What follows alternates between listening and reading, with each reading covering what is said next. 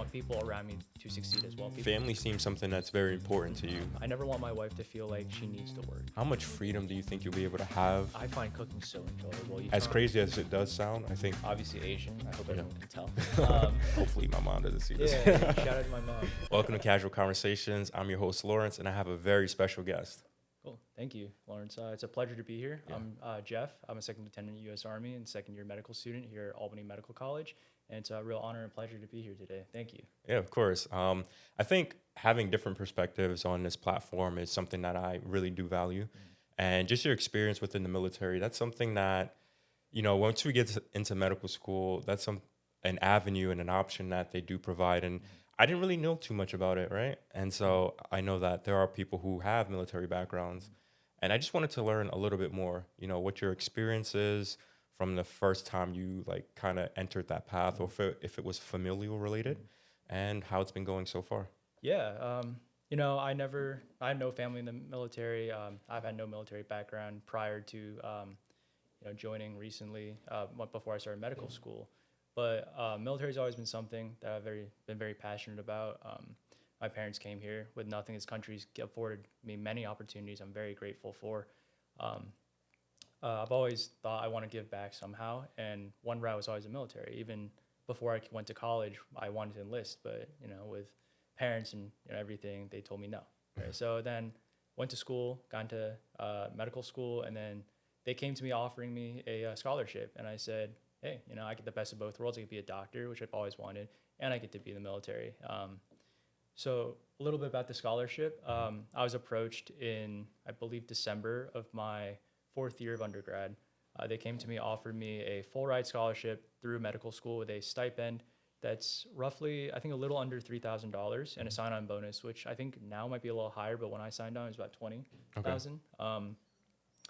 And basically, all you have to do is go through medical school. Between your first and second year, you go to Fort Sill in Oklahoma and then San Antonio in Texas, do your training for 6 weeks, which I thought was a lot of fun. I can get into that more. That's something we want to discuss. And then, after that, you do a couple rotations on base. You go meet people, shake hands, let them know what you're interested in. And then the match is similar to the civilian match, but it's a separate entity. We match a little earlier than everyone else. Oh, okay. And the only places we match to are on military bases, unless you have special circumstances. But other than that, it's after medical school, you do residency with them, which can be between 3 to 7 years, depending on what specialty you want to go into. And then afterwards, you do 4 years of payback time if you took 4 years of the scholarship. So for me, I started my scholarship my first year of medical school, and I'll be taking it until I graduate. So that's 4 years. So I have to be intending with them for 4 years as well. Okay. After that, you're free to retire, free to go. But if you choose to stay, the 20 years you get a pension, you get retired then. And in my opinion, there's a lot of upwards mobility in the military, and you get a lot different experiences, I think. And that's something that's really important to me, is not being stagnant, always being pushed to do more. Yeah. And I think the military has definitely offered me that, that experience. And I think it's for people, I think, who are active, who, want to give back to this country, who love this country. But it's also, if you want to take a scholarship, get the money, and have no debt, also an option, right? Yeah.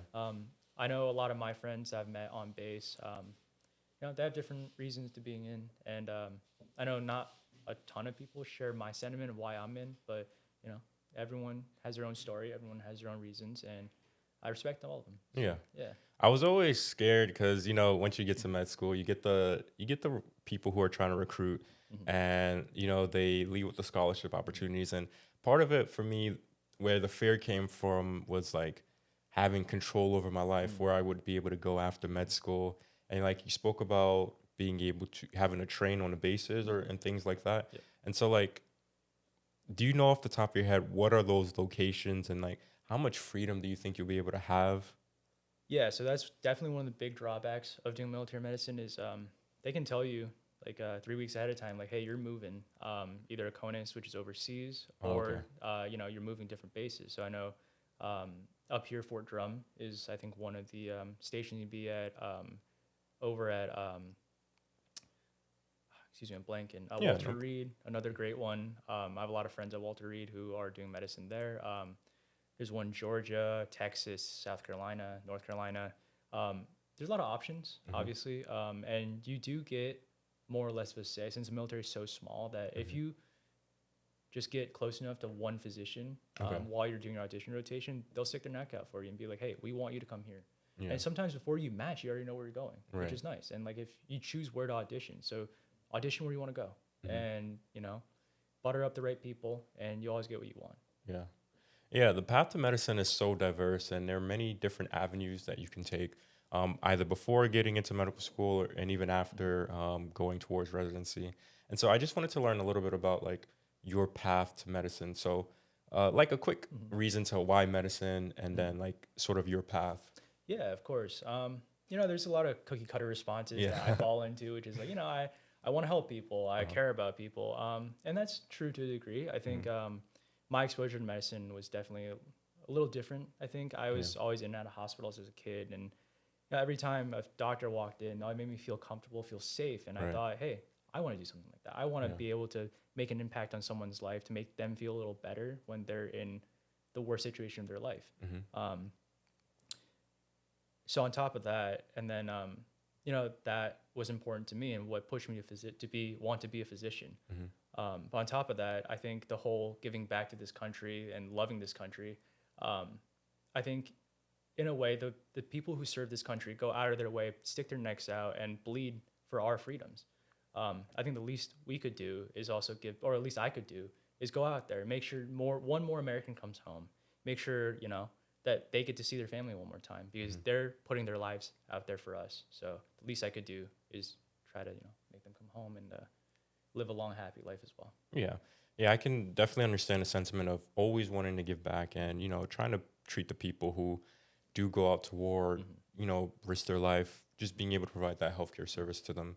Right. Because I've heard stories from veterans, especially at the VA, about, there was this one story before I got to medical school where a veteran was talking about losing his friend, comrade, due to an explosive, and like it was like between walls or something like that. And just being able to hear those stories, I'm like, people really do have it hard. And just going through med school so that you could provide that service, I think that's very valuable. Yeah. A part of my path, and like I always talk about being able to give back, because when I was younger, we didn't really grow up with the most affluent experiences. And I learned from an early age, like you'd either choose between paying bills or eating food, and or keeping the lights on, and having those difficult decisions to make kind of helped me like figure out what I was driven to do.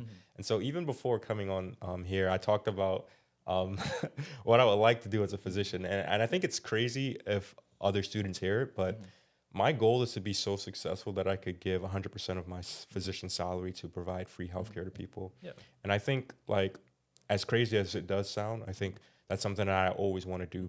And being able to, like, align with people who want to give back, I think that's very beautiful. 100%. I think, in a way, I think we're very blessed to be in the position we're at right now. It's important because you wouldn't be here without your community, and giving back the opportunities we had and making it a little bit easier for the next generation. Yeah. To make sure the right people get where they need to go.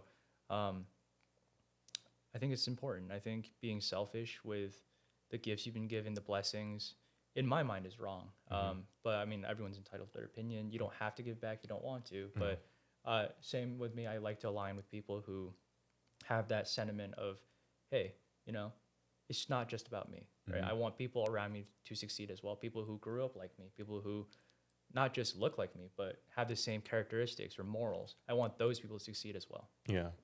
Yeah. I'm glad that you said that, Jeff. So, like, sometimes in medical school, things could be very difficult and things can be isolating. How do you, like, continue to keep yourself moving, continue to, like, just, like, keep your head up and just say, you know what, I'm here for a reason, and I won't allow anyone to stop me from getting to the goals that I want to go to? Yeah, I think the first step is definitely surrounding yourself with people that share your values and share your goals. It's always good to have someone you can lean on, someone you can talk to. But outside of, depending on other people, because med school is a pick your own adventure game, right? Yeah. Everyone does it a little differently. Everyone plays it a little differently, right? Some people want to do family medicine, primary care, and they take it a little easier, which is fine, right? Other people want to specialize, and that's good too.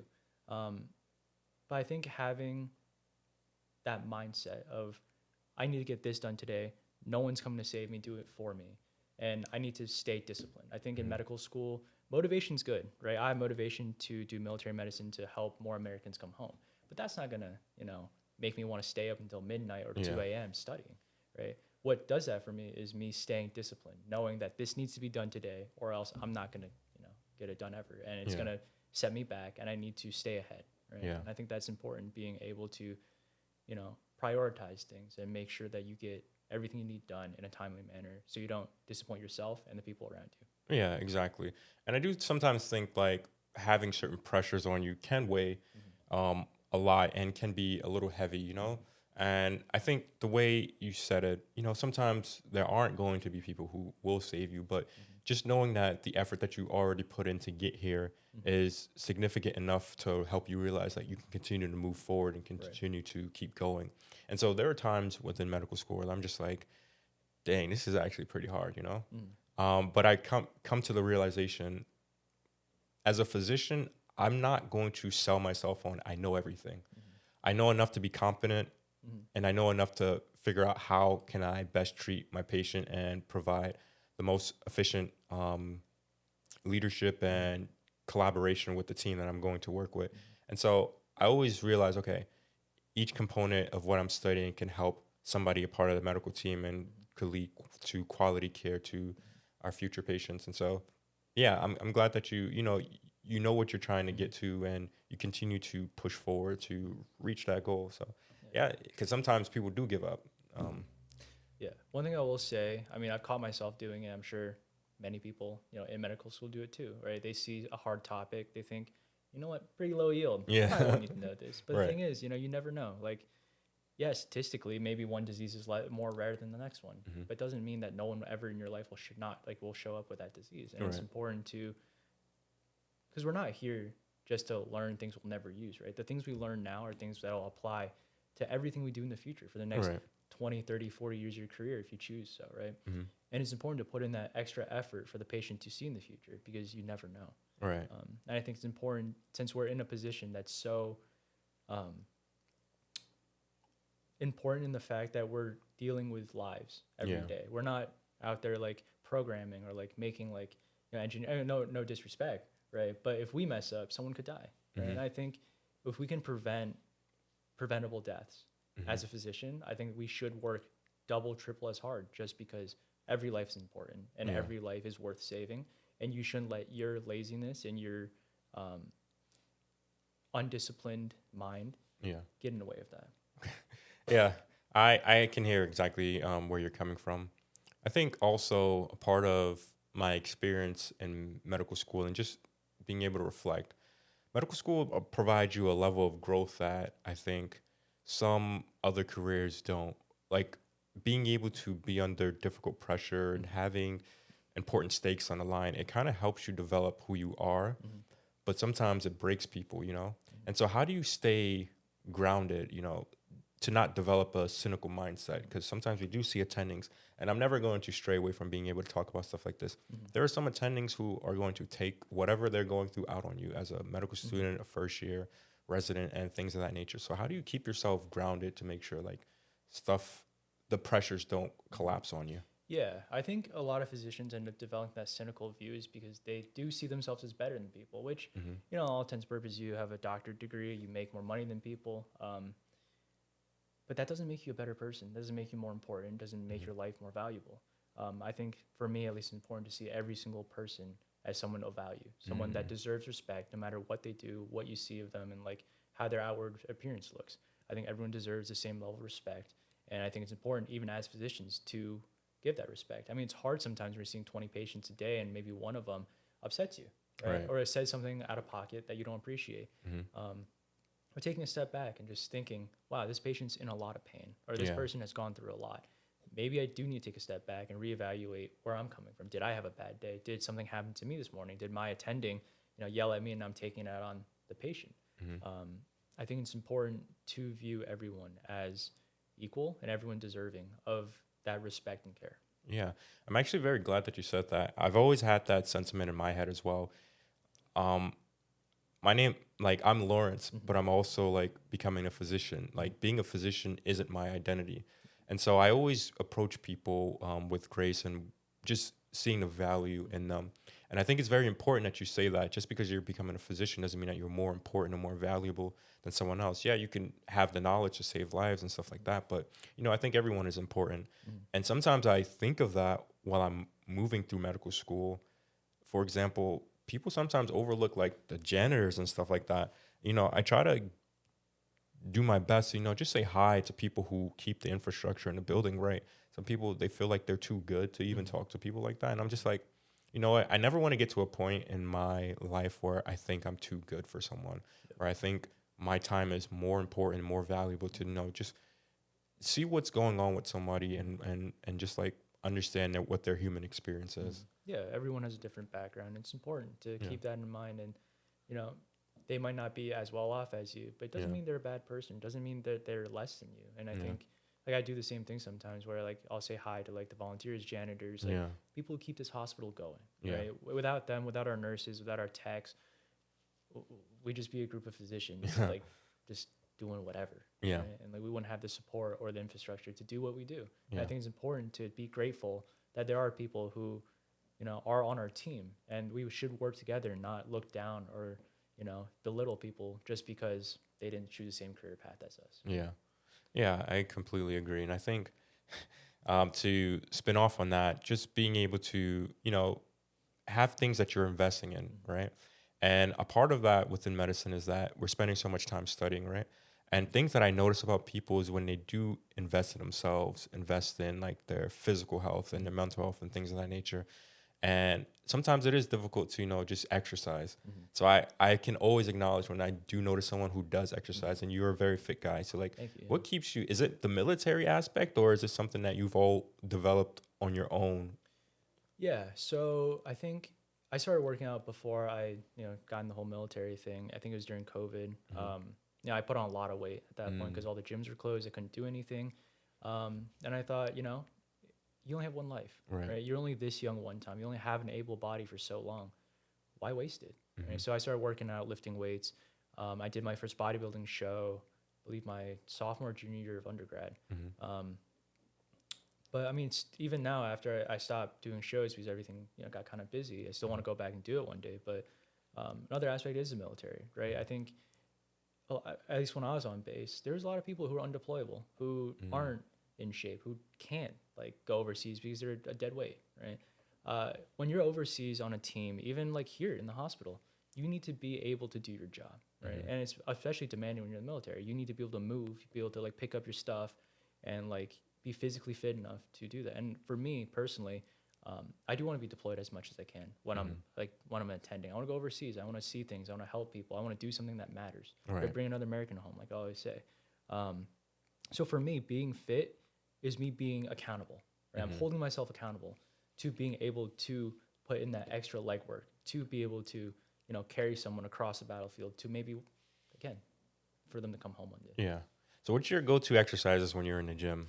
Yeah, man. So I used to do a like a 3 day workout. So I'll do chest, back, legs. Mm-hmm. But recently, after I came back from base, when I was exercising with some other people in the military, I started doing circuits. So I'll do again, like I'll do chest and like I'll do my like dumbbell presses, bench, Mm-hmm. machines, and I'll switch right into like a bicep curl or like tricep pull down. Yeah. I think the circuit does build resilience and endurance. So Mm. I switched from targeting certain muscle groups Okay. specifically to get them bigger Yeah. for bodybuilding to more endurance and more useful muscle groups to where I Mm-hmm. can move like quickly, move heavy objects, Yeah. and like more utility training. I think. Yeah. Yeah. Yeah. I get exactly what you're talking about. I think I'm gonna be honest. Mhm. Sometimes in the gym, I do feel a little lazy, right? Mm. Yeah. But what you're saying, yeah, what you're saying is true. Like between workouts, people like to rest, rest and scroll and stuff like that. Yeah. Yeah. And so honestly, like I developed a natural ability to just go to different body groups. Mhm. Like if I just hit chest and I'm resting, Mhm. I'm probably gonna do some biceps like in Yep. between while I'm resting, like an Mhm. active rest, Mhm. And I think what you're what you just mentioned, mobility train. Well, the word, just having your muscles be able to be useful in like short bursts or like whenever you need them. It kind of reminds me of like situations. Um, I've only seen them in movies, so you've probably seen them in real life. Just like you're on the field and you have to get somebody like outside of a danger zone or something like that. You know, w- most people won't ever experience that. And so like how do you feel mentally if you're going through that or you're preparing to do something like that where whether you're in a workout, you have to like carry a huge sandbag or something like that. Yeah, I think for me at least, when I'm like at the end of my workout, I'm tired and I don't want to do anymore. I want to go home. I want to, Yeah. go pet my dog, have some fun, go eat. I just imagine, what if this is a situation, right? This Yeah. is what happens. Like, I'm out there and I need to get this done and I can't. Mhm. I failed. I didn't achieve the mission. I didn't complete the mission. And I'm a very mission oriented person. I always try to do the best I can, the best of my ability. And I Yeah. never want to fail, right? Yeah. And that's how I push myself. I think, what if this sandbag is a human being? Yeah. Like, what if these kettlebells are ammo cases that I need to get somewhere, Yeah. or we're gonna get overrun? And it's like it's a mindset, I think, and it's always how you can push yourself more. How can you do better? I think stagnation is the death of everything, right? If Yeah. you stay stagnant, you're like a shark, right? You stop moving, you're gonna die, Yeah. right? And that comes in the same thing with comfort, right? It's good to be comfortable. You can be comfortable once in a while, Yeah. but you Yeah. don't want to be that way your entire life. Right? True. True. It kind of reminds me. Have you ever shot a gun before? I have. Okay. I've never shot a gun before, and I Yeah. think there's a lot of fear in aspects of that, especially like going to gun ranges and things like that.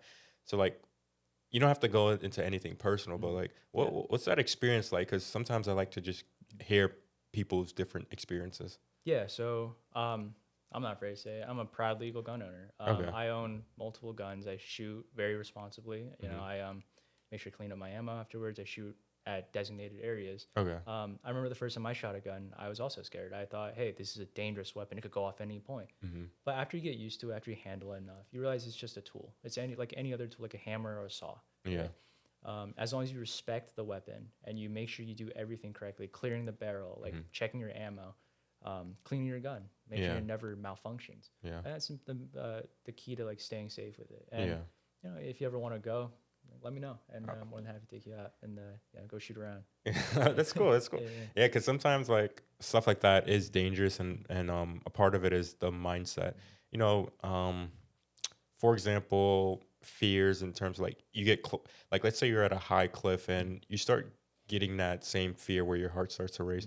I feel like that's the same sentiment that people have with guns, and that's why I've never owned one and I've never shot, but I've always wanted to go to a gun range because I think it's cool and not only cool, but I think it's a useful ability to learn. And I've been fascinated, like those Instagram reels of someone, can this 50 cal shoot through this one thing? I'm like, oh, that's so interesting. I've never shot one of those before. Yeah. So One thing I will say is like my motto is always, it's better to have it and not need it, right? If I'm home and God forbid someone decides to break in, right? I don't want to be standing with my pants around my ankles and like being like, please don't hurt me. yeah, Like, you're gonna be sorry, but no, it's like I don't want to be caught off guard. I always want Yeah. to be able to defend myself and my family. I'll never like do crazy stuff like Right. go out in public with like an open gun. It's like it's Yeah. just stupid. Like, Yeah. and I think most responsible gun owners would agree. Like nobody's out there like it's not like the Green Goblin mask whispering to you like go do something crazy with me. It's like it's locked up, put away, no ammo, and as long as you're not crazy and you're mentally like well enough to possess a firearm, I think everyone should. Okay.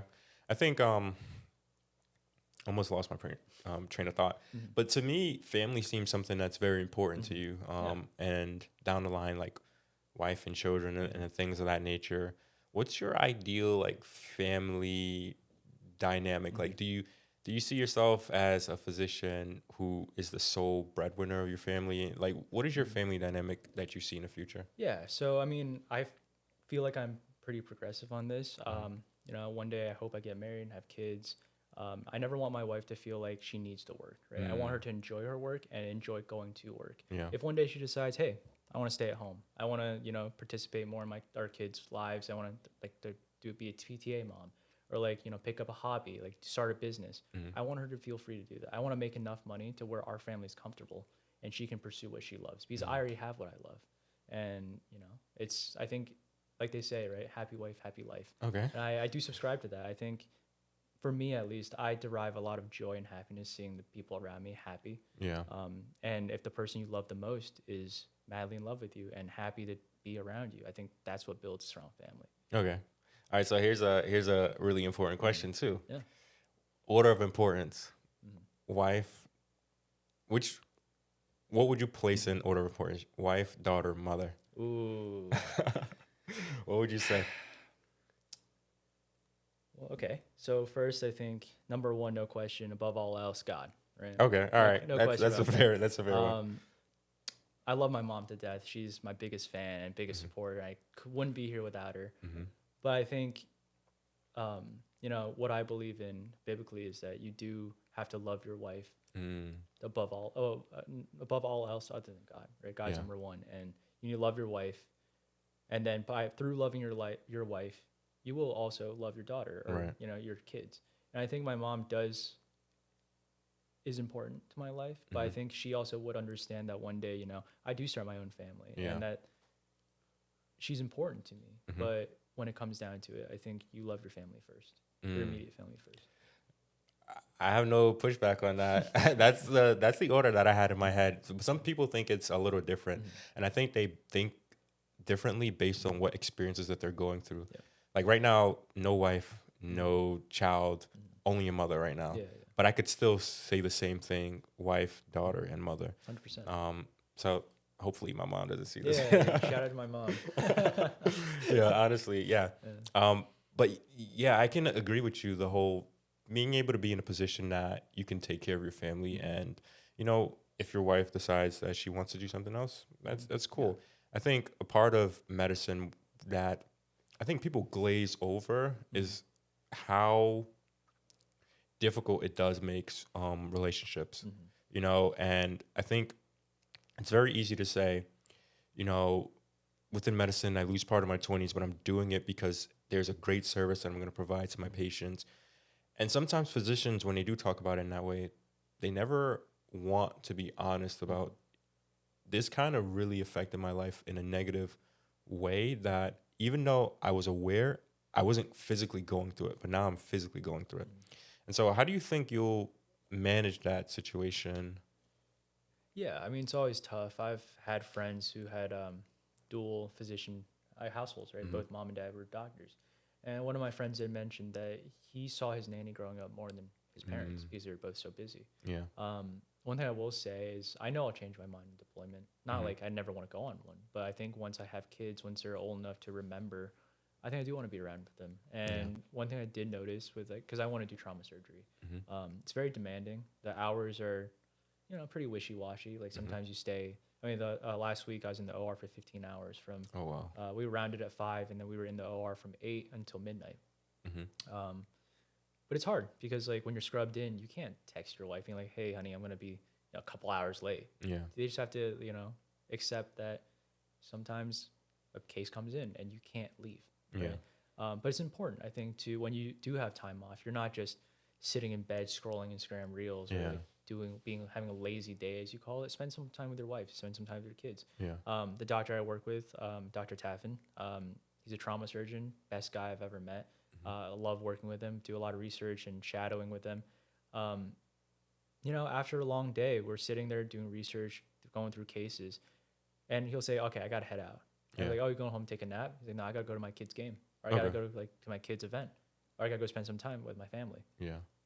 And I think that's important. Always making sure that you do leave a chunk of time out for them to make them feel special and cared for. You're not just a breadwinner. Like Yeah. you're a man, you're a doctor, you're a husband, you're a father.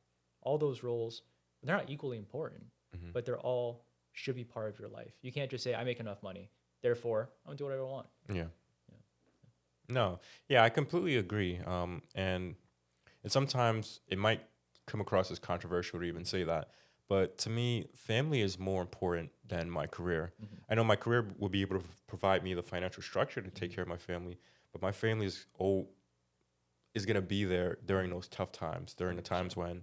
when, my career has, weighed so heavily on me. Now I'm just like, dang, who can really be there to support me? And so I want to extend from this and talk about, being a trauma surgeon. Mhm. That's going to be a lot, right? Mhm. And there are going to be experiences that you're going to have that your wife and kids will never have to face. Mhm. How do you think you'll be able to either decompartmentalize or make sure that you're the solid person for them? Because Mhm.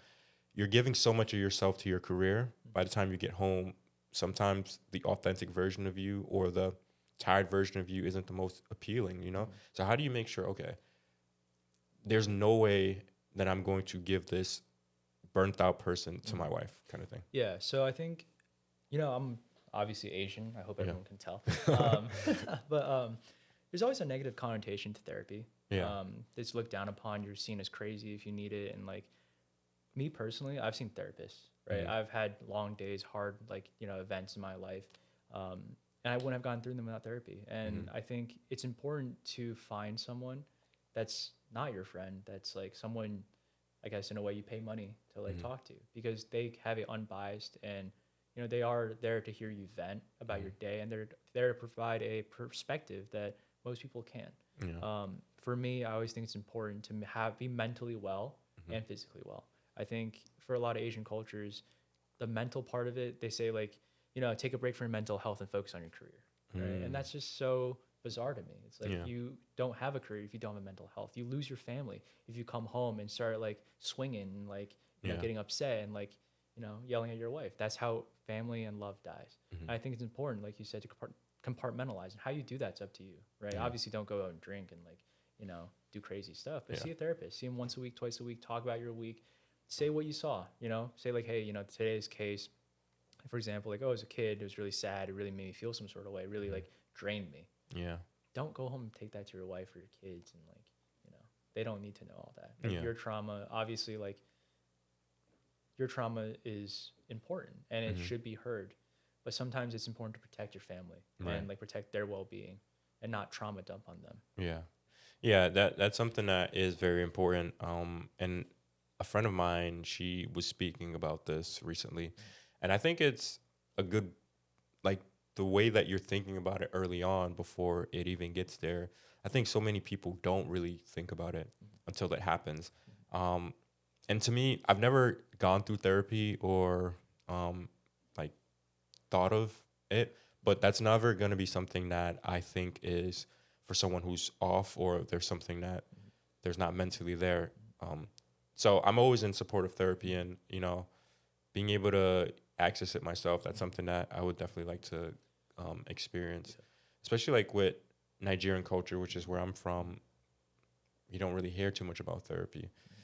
So yeah, I'm always going to be in support of someone who's going through that. And, there's Yeah. nothing off about it. Yeah, I can't lie. Like before I started, like or went to start seeing a therapist, I thought, hey, this is stupid. Like, Yeah. why do I need to talk to another grown man about my problems? I can keep that inside. Like, I'll just shove it real deep and like, not feel it or Mhm. like pretend that's not happening.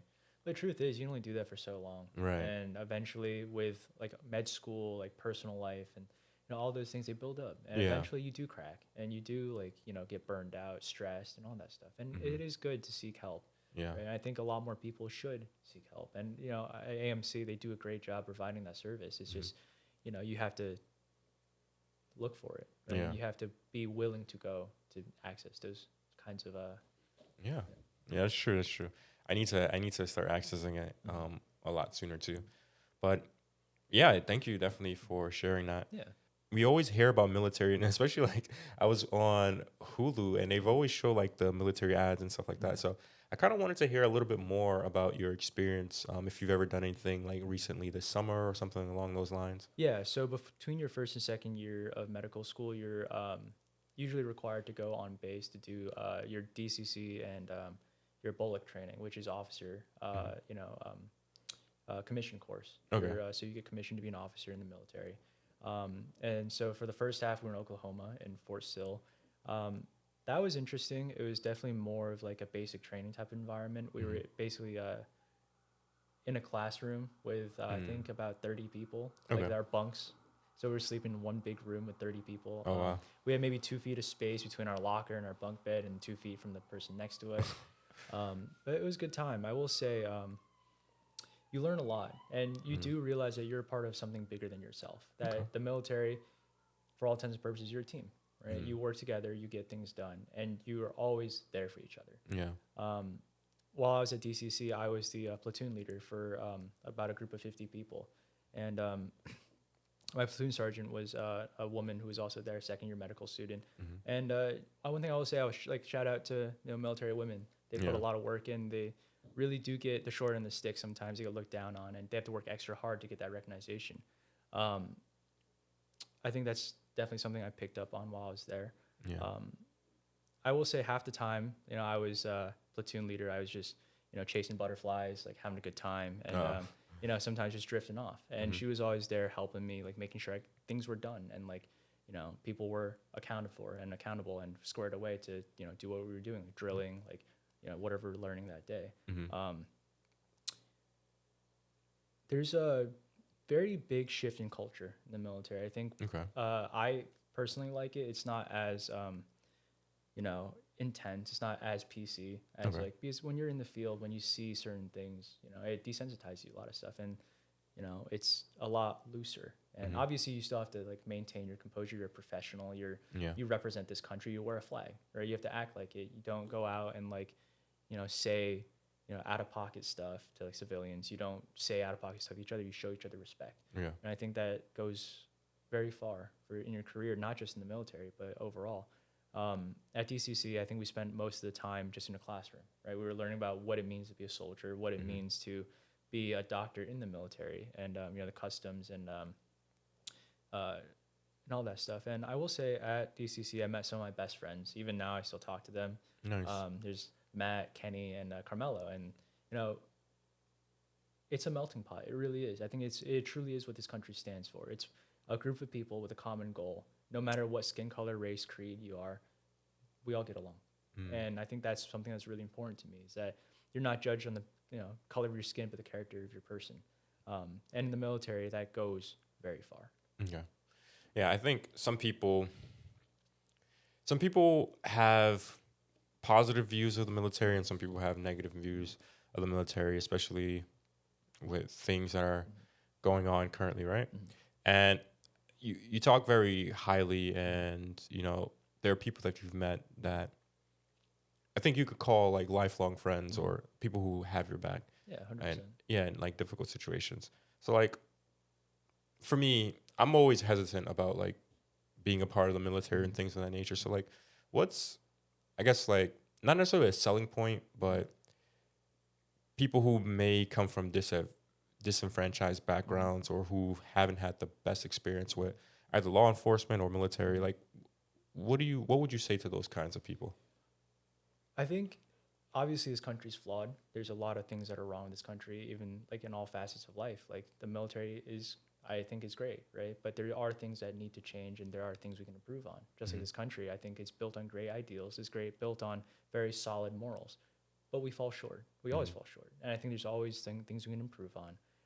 In terms of law enforcement, obviously I'm Asian, so I might not share the same Hmm. experiences as you or someone of your skin color. I don't like share a lot of the common experiences with you in that regard. Um, and I think it's important to hear everyone's voice and realize that we have things to improve on. I might have not have those experiences, but you Hmm. have, or someone like you has. And I think we should listen to each other, believe each other, and work towards a better future, not just for certain groups of people, but for everyone. Yeah. Yeah, that's a great perspective to have. So I appreciate you sharing that.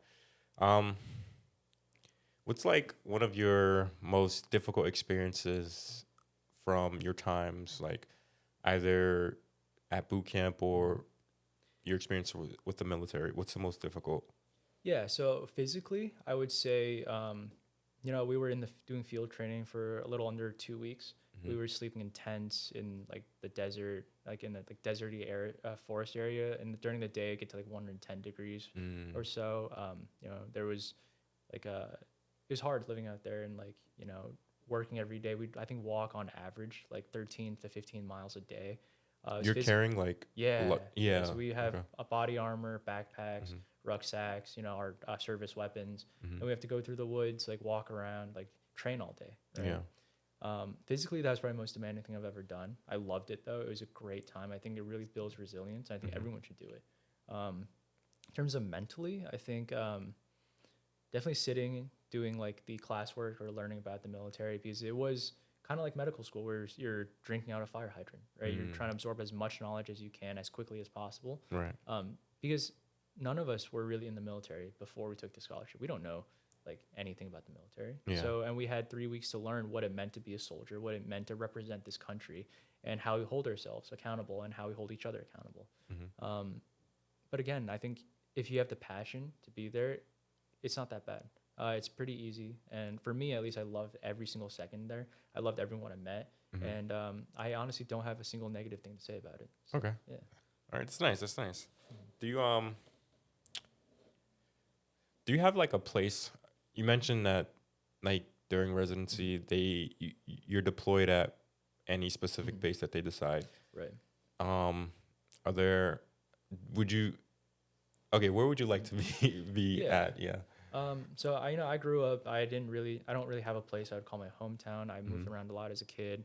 Um, Honestly, based on my dreams and goals, which is doing as many deployments as possible, Hmm. which I know is not realistic, especially when you have wife and kids. But I think the base in North Carolina and Georgia, a lot of units deploy out of there, and they Hmm. do their airborne training, which is they jump out of helicopters, Mm. or jump out of planes and parachute down. That's something I would want to get. So I Hmm. think in that sense, I think I would want to go somewhere where there's high deployment rate and like high chances that I get to go overseas. Other than that, I love San Antonio. It Hmm. was a beautiful place. The base was amazing. People there were great.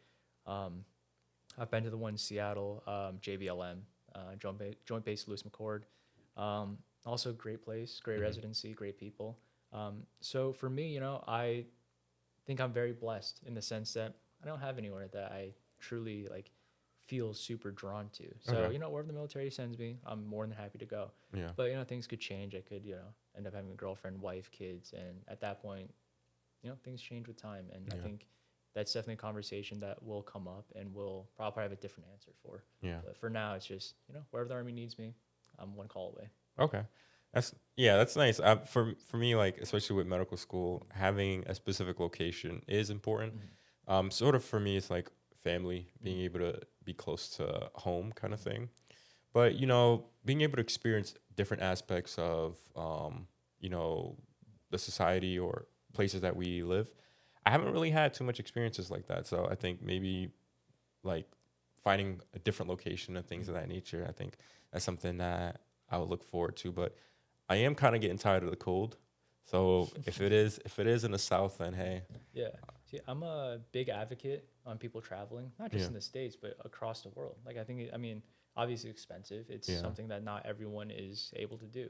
But I think different cultures is important, especially in the US, how big it is. Like, you go to the South, you go to the West, come to the East. It's always a little different. I think it's yeah, important to really absorb and like understand different cultures, where people come from and how they like act and behave. yeah, So if you get the chance, I'd definitely say, go around, like go to different places. If you're free, single, and like have nothing tying you down, hmm, I say go like move somewhere far, and then if you don't like it, come back. yeah. Yeah. Where's how many different places have you actually, or different countries have you traveled to? Yeah. So I mean, recently none. Okay. Because I've been so busy with school, I came out of undergrad immediately into medical school. So I really, and during COVID, couldn't travel. Yeah. But I grew up. I was born in Delaware, and then Hmm. I moved. Our family moved back to China for I think a couple years, and then Okay. came back to Delaware. A couple years later, when I was in elementary school, we moved up to upstate New York, actually in Horseheads, New York. It's Oh, a little nice. west of here. And then we moved to Seattle Hmm. afterwards, where I went to undergrad and high school.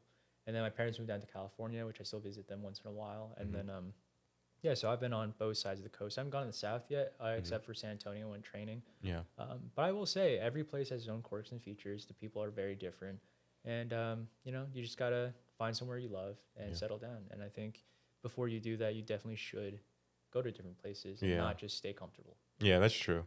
Yeah, having those different experiences, absorbing different cultures and stuff of that nature, I think it's important. Mhm. Are there certain foods that you've liked were different places that you traveled, or what's like your favorite types of food? Yeah, dude. I'm a big foodie. I Yeah. love food. I'll Uh-huh. eat anything. Like at least once. If I don't like it, so be it. But I will say in Seattle there is a very abundant amount of choices. Like it's a real melting pot. It has I think one of the biggest ports, and it has Hmm. like a lot of different ethnicities, races there, and they all make such amazing foods. You can Yeah. never go wrong with like any restaurant there. Same with New York City. Like again, big melting pot of different people and cultures, and Hmm. a lot of experiences. So in terms of favorite food, honestly, I love my mom's cooking. I Yeah. think that could never go wrong. I'll Okay. never like speak poorly about my mom's cooking because I'll eat that every single day. Yeah. Um, but going out, I think I always like to change it up and like experience different uh, food types and like groups of food. So Hmm. Do you cook at all, or? yeah, so that ties a little bit into de-stressing. Yeah. I find cooking so enjoyable. You turn on a little piano music, you turn on the stove, get a Hmm. recipe out, just chopping garlic or Yeah. veggies, and then like prepping. Um, that's something I do, after exams or like whatever on a little free time. I can just shut my brain off Hmm. and like, really enjoy myself and like do something I love. Yeah, I recently, I think this week I made bison mashed potatoes and Brussels sprouts. Oh, And nice. yeah, I got the idea from when I went to Black and Blue the other day for an event. Hmm. Um, yeah, I think getting inspiration outside of like your work and your job. Obviously, medical school takes up a lot of your time, a lot of your Yeah. energy, but it's important to stay out of it and like sometimes live like almost like a second life, right? Hmm. It's like Batman's Bruce Wayne, Hmm. and he doesn't mix the two. I think the same thing, right? You need to spend some time outside of medicine, find who you are, do something you love, Yeah. and really be your own man and not have one thing define you. Okay. I'm glad that you said that. In terms of cooking for me, Mhm. like I like to cook and Yeah. I try to like learn different recipes. Mhm. But I'm gonna be honest, what I've noticed when I cook for myself, my Mhm. food sucks. But when I'm cooking for someone else, it tastes way better. Dude, tell me about it, man. I don't know what that Yeah. is. I meal prep usually on Sundays, and Uh, it'll just be chicken, broccoli, and rice. hmm. Like nothing crazy, not a whole lot of seasoning, Yeah. nothing like it just be overcooked chicken because I don't want to have to Yeah. get salmonella or get sick during the week. But yeah, it always tastes so bad. Like I'm just shoveling food just to get the nutrients in. Hmm. But you're right though, when you're cooking for someone else or someone you love, it's like you do put that extra effort in, Yeah. and you can taste the love and like the dedication. And I think yeah, there's different types of cooking, and I Yeah. think some things it's a chore, and sometimes it's something you love. And I Yeah. think for me, it's a balance of both, right? Yeah. Like I'll cook special foods for like myself or like someone who I care about, and Yeah. I cook for myself. It's just whatever. It's just getting Yeah. my proteins. And, Yeah. Just get anything in. exactly. Like over the course of this, like there are so many things that you're passionate about, Mhm. and the way you are able to articulate it, Mhm. it comes across very well, you know. Thank you. And so there's something that I wanted to ask you, where you just mentioned in terms of like eating and getting protein in and stuff like that. So something that I've always had difficulty has been like gaining weight, Mm-hmm. and a part of it was that I realized that I'm a lazy eater. Mm. Like I don't eat too much and I don't eat too often, right? Yep. Like how do you, for example, someone who's trying to like gain weight or change their body, change the way they look, how do you, um, how would you say the best way to get more food in? I think everything comes down to discipline. Mm. When I was doing my bodybuilding show, I'd eat 4 meals a day. Hmm. I set an alarm on my clock every day. That alarm would go off. I'm like, okay, putting everything down, time to eat. Even if I'm not hungry, shovel that food in. Hmm. It's a chore. It's a task you have to do. It's like anything else. Like you got to study, you got to eat. Right? Yeah. But I will say recently with like how I'm a little bit more relaxed now. I go to the gym for fun, for train to like in a utility sense, right? Yeah. And it's like sometimes I will skip a meal. I will like forget to eat, and like it's not healthy. It's not great, Hmm. but sometimes you do have to do what you have to do. But Yeah. I think at the end of the day, if you care about it, if you genuinely want to just put on more weight, put on more size, then you have to be disciplined about it. You can't Okay. just like go halfway. Either Yeah. go like pedal to the metal, or don't do it at all. Okay. Yeah, that's something that I definitely have to work on. But I sometimes realize, do you think like drinking your calories is better, or do you always say you gotta chew it? I'm personally not a big fan of like protein shakes and Hmm. all that stuff. I think I personally like to eat what I think is important. Like Yeah. I'm not gonna substitute like 100 grams of protein with a protein shake. Right. Like I don't know the entire like bioavailability of everything. But I know, for hundreds and thousands of years, humans have eaten protein straight from the source. Yeah. So if it's worked for 100,000 years, why change it, right? And it's Right. like you can be too full or whatever, and like, but that's where you balance the macros, right? If you think like this meal is too much for me, I can't stomach the next meal. Cut out some rice, cut out some Mm-hmm. veggies, cut out some like other food groups, and like make sure your meals are appropriately sized and portioned to the when you like, next time you eat, you will be hungry, or at Yeah. least not full enough to where you're not like trying to eat anymore. But it Yeah. also ties back into exercise, right? Your body burns as many calories as you use, Mm-hmm. right? And sometimes it burns a little more if you're trying to lose weight. Um, but it's important to listen to your body and gauge how you feel. Mm-hmm. Don't just like shovel or force food down if you're not feeling it, because then it becomes a negative thing. You Yeah. never want to be your fitness, your diet, or whatever to become a negative, Mm-hmm. right? Because then it's detrimental. That's when like certain like food disorders, eating disorders, like body dysmorphia happen. You have to enjoy it. You have to like love it, right? For Yeah. bodybuilding, same thing. Like it training is always fun for me, right? I've never once felt like, oh man, I don't want to go to the gym anymore. Like I hate this. Like it's just a chore to me. If I don't feel like going today, then I'll go do something light. I'll Yeah. make sure I'm still there and doing something. Same thing with eating. It's like if I don't feel like eating this, I'll switch the protein. I'll switch it up a little bit, make it exciting and new, Mm-hmm. and never let that experience become negative. I Yeah. think that's a key takeaway for me, at least. Okay.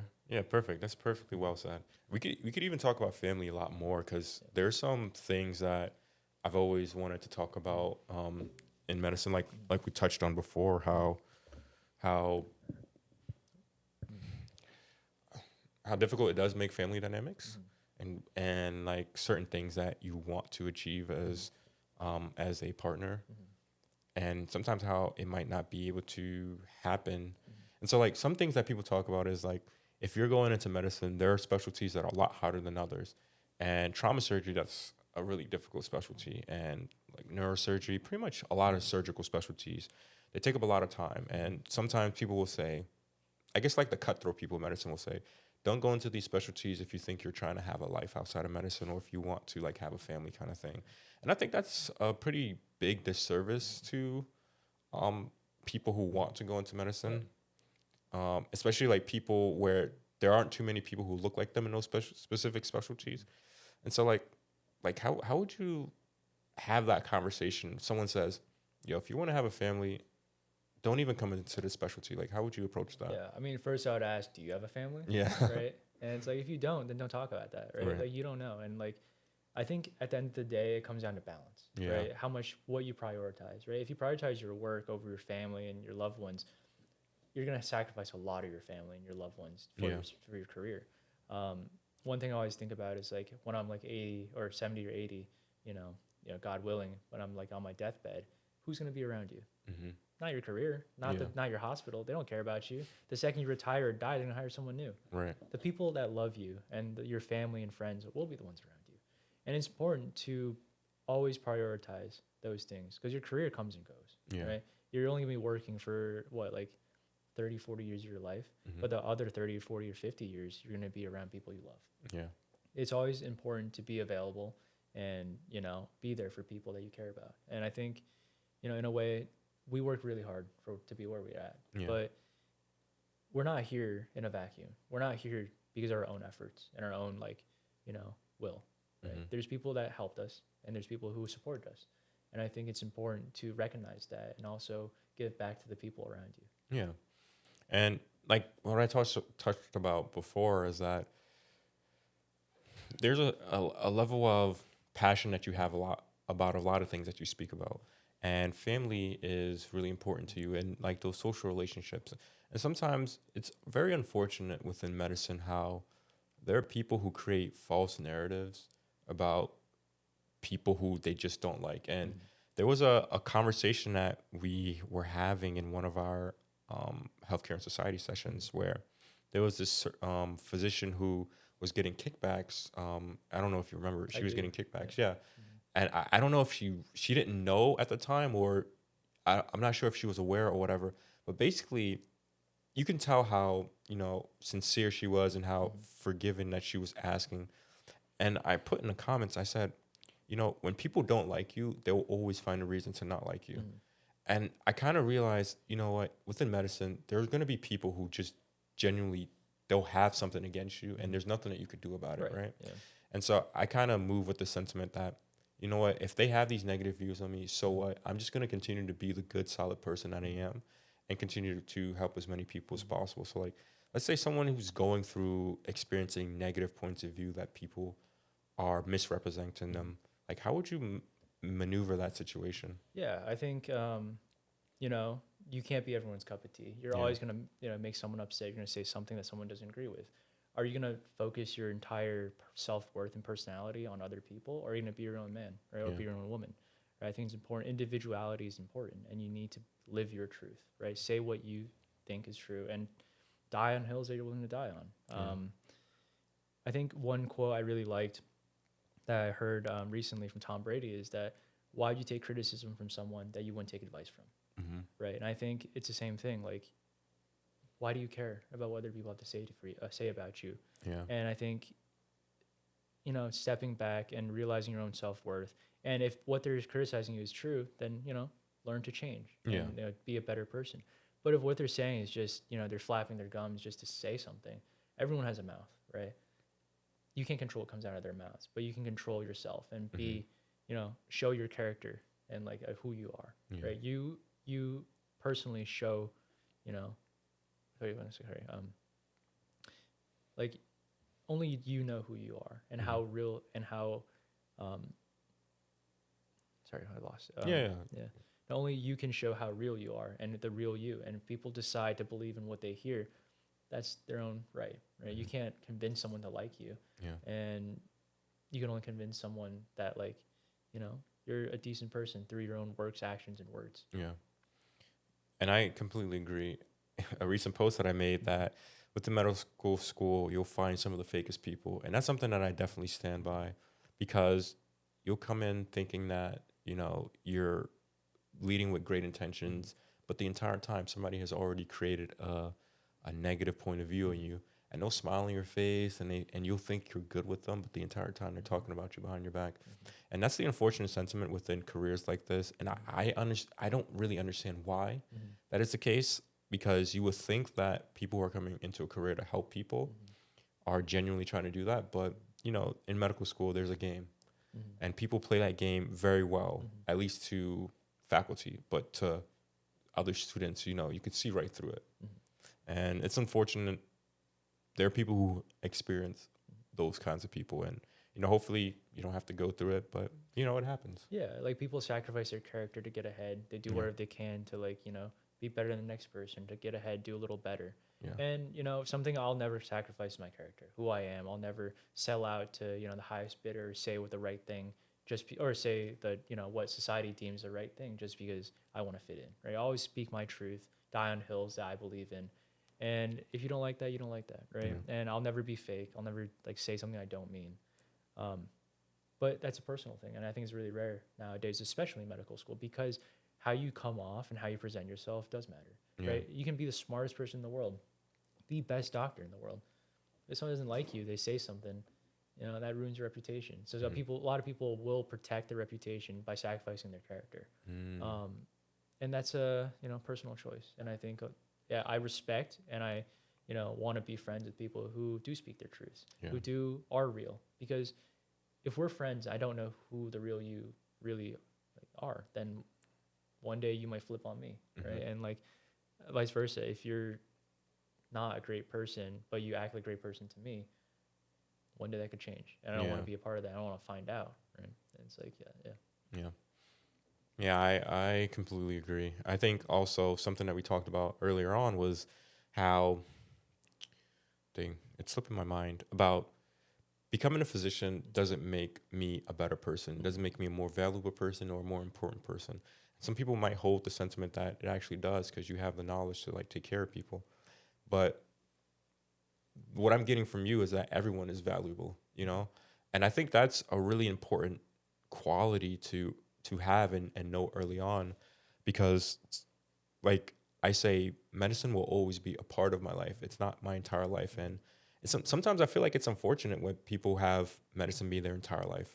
And maybe it might sound like a privilege that I'm saying that. Some people, it might come across as a privilege that I'm even saying that. But I think knowing knowing that medicine being a part of your life and using it as a tool to help as many people as possible, and seeing that other people in society are just as valuable as you, I think that's something that goes a long way. Yeah, for me, I'm very religious. I'm Christian, and one thing I always believe in is that everyone's made in the image of God. Everyone's just as equally useful and equally, you know, um, valuable. I think, without the people who built the hospital, who take care of like the patients, like the nurses, techs, without, the anesthesiologists, without, the people who clean the floors, we don't have a hospital. We don't have a job, right? And like on the other sense, like I don't see me being in medicine as like me being better than someone. I see that, you know, God's blessed me with this opportunity to have the ability to, learn medicine, help others. I'm never going to wield a blessing as a weapon against other people. I'm never going to go out of my way to like make someone feel bad just because I make a couple dollars more than you. I drive a nicer car than you. To be honest, like I know a lot of people joke around saying like, oh, I'm going to buy a Koenigsegg once I'm like, make that physician salary. I'm going to go crazy, buy a Porsche, whatever. I personally just want like a nice like Toyota Tacoma that I'm gonna drive to the ground until like it dies. I want to the same thing as you. I want to use my like the money I make to better my community, to make sure more people like me have opportunities, and I think that's a very noble cause, and I think it's very selfless. I think that's what medicine's really about, the selflessness. I'm not sitting here, like 12 hours, 15 hours a day studying because like I want to make a lot of money one day. Yeah. I'm here studying because I want to make sure that the second I run to a patient that has a disease that no one knows about, I want to be the person to be like, hey, I remember this from medical school because I stayed up till until 3 a.m. studying this. And I think that's that selfless character that most physicians should have. Obviously, don't push yourself to burnout, Yeah. right? Don't like, make yourself like half alive and like, unable to participate in your actual personal life. But I think selflessness and gratitude goes a long way in medicine. It makes you a much better doctor than, you know, 99% of doctors. No, definitely. You dropped so many amazing gems during this conversation, Jeff, and I can always appreciate it. And especially like sometimes I know it's taboo to talk about religion and Christianity and things of that nature. And I think like a part of the platform that I'm building is not only being able to learn from different people, but developing who I am and understanding myself a lot more. And I think one of the things that I want to do is, become a little bit more vulnerable. And so like what we talked about a little bit earlier was that Christianity is a big part of my life. However, I don't know if I was like the best Christian, Yeah. like the version that my parents would want me to be. And I think it's something that I'm growing to understand a little bit more. And I'm I think it's really important for me to also realize like if someone brings up religion, there's never going to be a visceral feeling that I would have when someone talks about whatever religion they're a part of. And so I want to definitely grow up, develop my Christian faith a lot more than I have right now. And so, like, what's your experience developing yours? Yeah, I mean, my family like was always Christian growing up. I went to church every Sunday with them. Um, but the second I went to undergrad, I stopped going altogether. Right? I was like, you know what? It's me against the world. I'll do whatever I want. Right? Um, even up until I was applying to medical school, I would tell my dad all the time, I didn't see God in like, taking the MCAT for me. I didn't see God studying while I was like breaking my back in the like, in the libraries. And then I was like, I applied to school if I get in, so my own works. Um, for some reason, I think towards December when I wasn't getting any more invites to, to interview and things, and I know taking a step back and be like, wow, this, like, what was I thinking? What am I saying? Like, I only got as far as I got. It was because, I had faith. I knew that there's something bigger than me out there, right? And I ended up like speaking to my pastor and my dad, and I was like, you know what? Like, if I get in, good, cool. It's it's God's will. Yeah. If I don't, I know God has something out there for me that's better than medicine. A week later, I got in. I got Nice. the letter from Albany Med saying like, hey, come down to like accept a Students Day. We'd love to have you. Welcome to Albany Medical College. And since then, I think, there's some Sundays where like the night before I stayed up like 4 or 5 a.m. study. I just can't make it to church. But I always try to make sure that I pray, thank God, I see every single thing I have in my life as a blessing, right? Never take anything for granted. You always, in the position we're at, we have so much more than everyone else around us. And we should, really not just, appreciate it, but think about ways we can do good with it. I think for me at least, religion's a very big part of my life, and I'm not afraid to talk about it. Like, if I go to school, whatever, somebody asks, I'll always say, you know, like how I feel about certain things. And like, I think Christianity is, it's a heavily controversial topic for some people, but I think it teaches good morals, it teaches good values. And I think I personally will want my kids to grow up in the church and, learn similar things to me. And yeah. Yeah. I appreciate it. I've learned a lot about you during this entire conversation, and yeah, I'm a man of a lot of values, things that you're very passionate about, and people that you want to help along the way. So, yeah, thank you so much, Jeff, and I appreciate you having this conversation with me. You've dropped a lot of gems the entire time, so I always like to ask my guests if there's a word of wisdom that they would like to give to somebody or their younger self, and you just look at your camera and just share that really briefly, and then we can end the show. Yeah, first things, I'm gonna give a pretty serious one. Always love yourself. Like, appreciate yourself. Don't fall in the trap of like too much self-love. Like, you're not, that great. You just need to work on yourself. Always find things to improve on. There's always, someone doing something better than you. Find them, get their advice, listen to them. Be humble and be accepting. Another thing that, a little less serious one is, I think, at least in my opinion, even when I was in like on base training, like obesity is a big problem in this country. Lose some weight, eat a little less, like not to the point where you're having an eating disorder, but like try to be in shape and healthy. You only have one body your entire life, and you only have that body that's like in peak condition until you're about 30. You're gonna look back one day when you're 80 and think, wow, I really just sat around and did nothing in my 30s, and I looked like crap. It's important to be in the moment, be present, and love yourself, and always, find time for yourself and your loved ones, and don't base your personality on a single thing like medicine. Yeah, well said. There's gonna be something that I was gonna talk about later, but basically, I'm gonna be in better shape coming outside of med school than I did coming in, and I think that's even a privilege just to say by myself, because like, long nights of studying, eating poorly, drinking a bunch of energy drinks, not exercising, that could lead to pretty bad health outcomes. Yeah. And, you're learning about this disease, but then not using what you learned, Yeah, you learn like sleep deprivation causes early onset dementia, and we're like, that's crazy. Let me get 3 hours of sleep tonight. No, exactly. Yeah. But thank you so much coming on Casual Conversations, Jeff. I really appreciate you. And, this was a really great episode. So I'm your host, Lawrence, and I had a very phenomenal guest. Thank you. Yeah, it's a privilege to be here and talk about my experiences. And, maybe I'll be on in the future. And if this is still going on 10 years later, I'd love to come back and talk about everything I did overseas and like, my military experience and so on. But it was a real pleasure. And I thank you for giving me this opportunity. Thank you.